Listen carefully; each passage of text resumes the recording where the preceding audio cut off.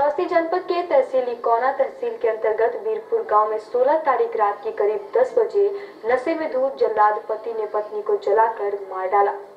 श्रावस्ती के इकौना तहसील के अंतर्गत वीरपुर गांव में पत्नी को जिंदा जला दिया, जिसमें 3 मासूम बच्चों से छीन लिया मां की ममता। वीरपुर गांव में 16 तारीख की रात करीब 10 बजे नशे में धुत जल्लाद दामाद पर बेटी को जलाकर मार डालने पर आरोप लगाते हुए बताया कि दामाद अब्दुल कादिर अक्सर शराब के नशे में धुत होकर नशे में अपनी पत्नी के साथ मारपीट कर पत्नी को प्रताड़ित किया करता था। पीड़ित पिता नूर अली के साथ गांव के तमाम लोगों ने बताया कि इस घटना के बाद गांव में मातम सा छाया हुआ है और बताया कि पुलिस द्वारा मामले को दबाने की कोशिश के साथ बराबर धमकाकर चुप्पी साधने को कहा जा रहा है। पुलिस के संदिग्ध रवैये से पीड़ित माता पिता वही महिला समिति की अध्यक्षा बीना श्रीवास्तव ने महिलाओं के साथ हो रहे अत्याचार पर प्रदेश सरकार को सख्त रवैया अपनाने को कहा। 6 वर्षीय छोटी बच्ची साना रे रोंगटे खड़ी कर देने वाली घटना की आंखों देखी जानकारी देते हुए बताया कि मेरे मां को जलाकर मार डाला गया।